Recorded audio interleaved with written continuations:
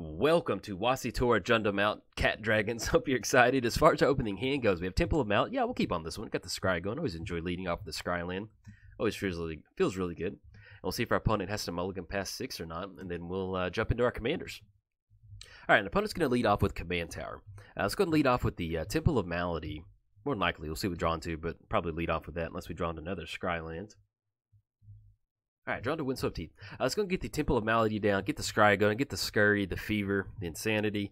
Let's go ahead and put that. That's going to be one. Yeah, we're actually online. Well, we do need another black source, but we can grab it off the Windswept Teeth. Let's go and put that on the bottom front now. See if we can't draw into something a little bit better. Anything else, we're going to go and pass the turn. We're playing Wasitora, Flying and Trample. Whenever Wasitora deals combat damage to a player, that player sacrifices a creature. If that player can't, you create a 3/3 black, red, and green cat dragon creature token with flying. And I can confirm that those cat dragon tokens, they are cute. Playing against Karlov of the Ghost Council. Whenever you gain life, put 2/+1 counters on Karlov. Then for white, black, remove 6 counters from Karlov. Exile target creature. It's going to get that crossed off our list. See what we draw into. Hopefully it's not another land. But if it is, it's okay. Ooh, drawn to Vana's Hunger. Wonderful. Let's go and get down the Taiga. Yeah, I like that. Let's get down the Taiga. Let's go for Dragon Tempest. And then we'll get that down. And then we're going to go and pass the turn to our opponent. But that's going to be an excellent segue into as far as deck updates into Wasitora. We do have a new card in the deck. It's going to be Vana's Hunger. I actually love this card. And I haven't had Ascension come online yet. I'm slowly updating all of my commander decks. But with Vana's Hunger, if we control 10 or more permanents, each opponent sacrifices a creature. If we have the City's Blessing, instead that player sacrifices half the creatures he or she controls rounded up. Sorry about that. I had I don't know what it was. I had a cough for a second. And opponent's going to be swinging in for 4. It's going to put us down to 26. There we go. 4 total commander damage. As far as next turn, I really like going for Vana's Hunger. Let's see if we can't get Karlov to swing in. That'll be a good way to kind of just set him back a little bit. Let's see what we draw into. Draw into a Polluted Delta. Yeah, let's go and do that. Let's go and get the Windswept Heath down. Let's go and pass the turn to our opponent. We'll be online for Vana's Hunger. If they have Mana Tide, then we can kind of survive that. Now, with Dragon Tempest, whenever a creature with flying enters the battlefield under your control, it gains haste until end of turn. And then whenever a dragon enters the battlefield, deals X damage to target creature or player. So at this point right now, we're going to see if our opponent can't go for the Pristine Talisman activation to get a little bit extra life off Karlov. If they don't, it's not the end of the world. I'm okay with taking another 4 off commander damage. But there we go. Wonderful. I wanted to sequence it to where they at least kind of had to use that mana at something at instant speed. Let's go ahead and grab that Bayou. Let's go for Vana's Hunger.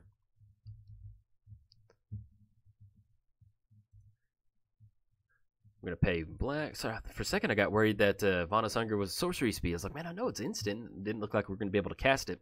But we're going to go for Vana's Hunger.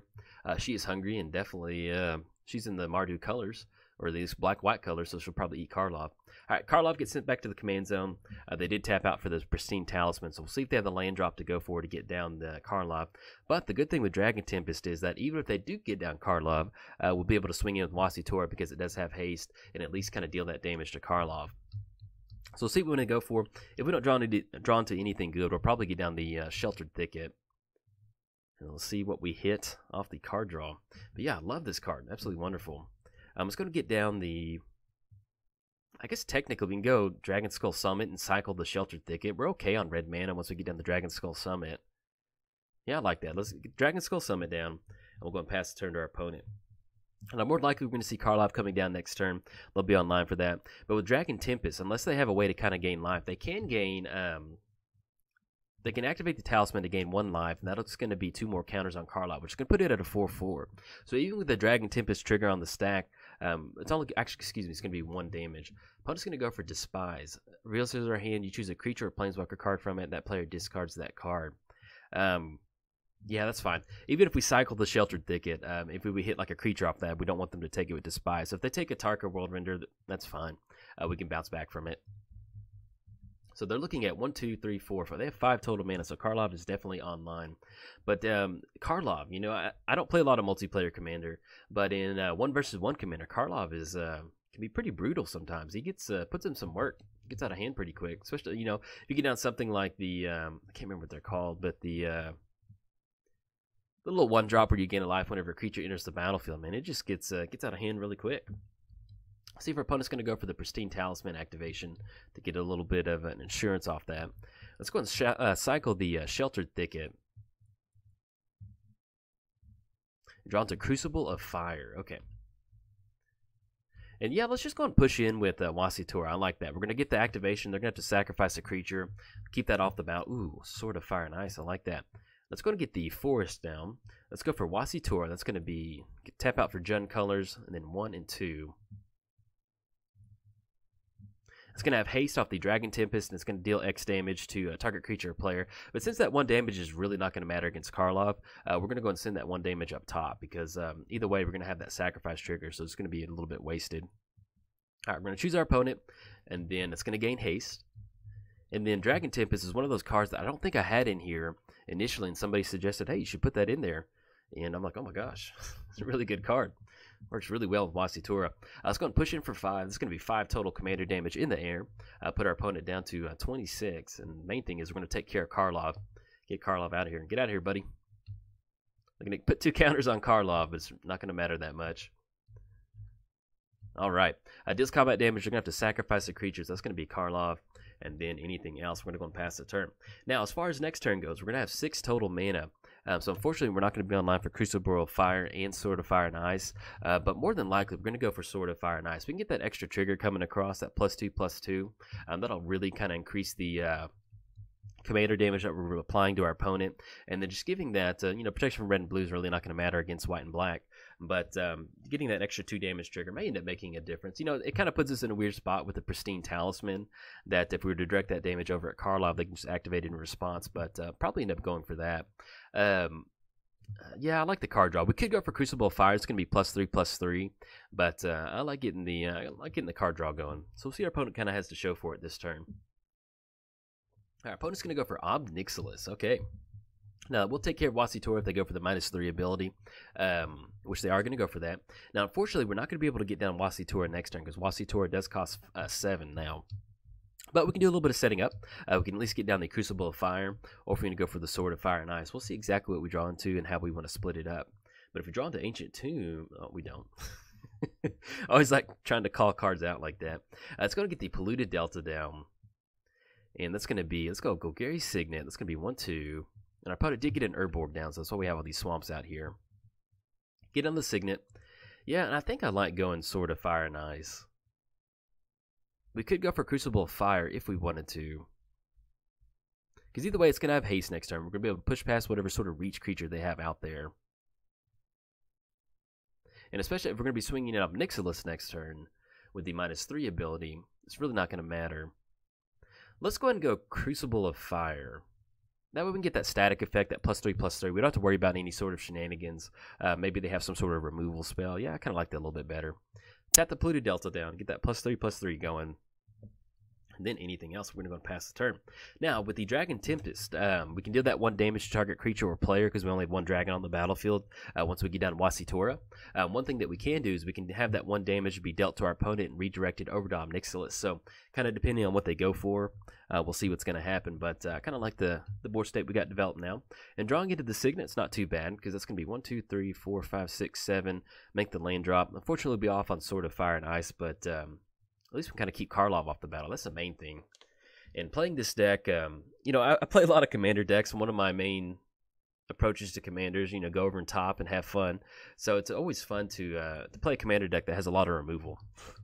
A lot of them I skimp on basic removal just because, you need as many graveyard enablers as possible or reanimator targets as possible. So it's always fun to get that going. All right, opponent's going to get down the Suture Priest and get the Ram going. So at the beginning of your upkeep, you gain 1 life. What would really help us out at this point right now is getting some sort of double strike. That'd be really good, because with Wasitora's ability, her attack ability, it counts for each time that she deals combat damage. So if you're playing her in the uncommander and you have a triple strike creature, somehow give her a triple strike, that would be 3 triggers that we're going to get on our opponent. Okay, drawn to Gilded Lotus. Let's go and get the Forest down. If we go for Gilded Lotus, that's going to be 1, 2, 3, 4, 5, and that's going to be 3, 6. It's going to, no, we'll have enough to go for that. Let's go and go for Wasitora. It's going to be 1, 2. Let's tap the Signet down first. Tap out for Forest. Let's go for Wasitora. It's going to be red, and then 1, 2, 3, 4. Okay, if we want to, we can redirect that 1 damage over to Suture Priest. If we want to clear the board up, Actually, let's do it this way. So we can deal the 1 damage to Suture Priest, or we can redirect it to Obnixilis. If we want to, we can deal it to Suture Priest. They'll swing in that to sacrifice a creature. Let's do it this way. Let's take the Suture Priest. Yeah, we'll deal that 1 damage to Suture Priest. I was thinking about redirecting it, that way they don't have access to the -3 ability off Obnixilis, but I don't really want them to draw a card next turn, so that's kind of what we're going for. Okay, let's go ahead and push in Obnixilis. Going to take care of that. Okay, take care of Obnixilis and then anything else. Now we're going to go and pass the turn to our opponent. We do have a pretty explosive hand next turn. We have the Crucible of Fire. It's going to be +3/+3. We have dragons. We have the Sword of Fire and Ice, which are going to put basically Wasitora at 9. So it kind of is going to put us on about a 2-turn clock as far as swinging in. You know, at this point right now, they're looking at Karlov. I think he got sent back to the command zone once or twice. We'll see what we can go for. But that's a good thing about having Dragon Tempest out there. It kind of makes it hard for our opponent to really kind of deal with Wasitora having haste coming across. It's always it's just really hard. You know, if you can't get a good board state going against Wasitora, simply swinging it in the air and getting those sacrifice triggers really makes it hard for you to kind of build anything up on the board.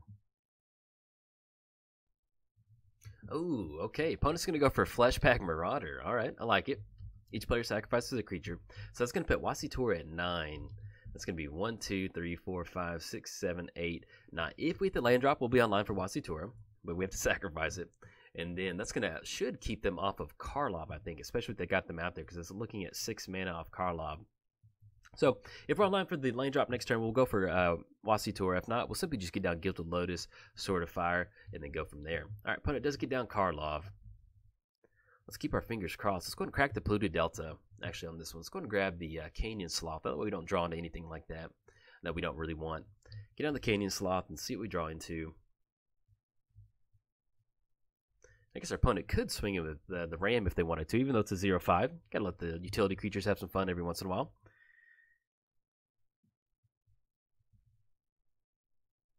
We draw into Sword of Feast and Famine. Okay. Let's go ahead and do this. So they're going to be able to get the card draw triggers on Karlov. That's going to be 1, 2, 3, 4, 5, 6, 7, 8.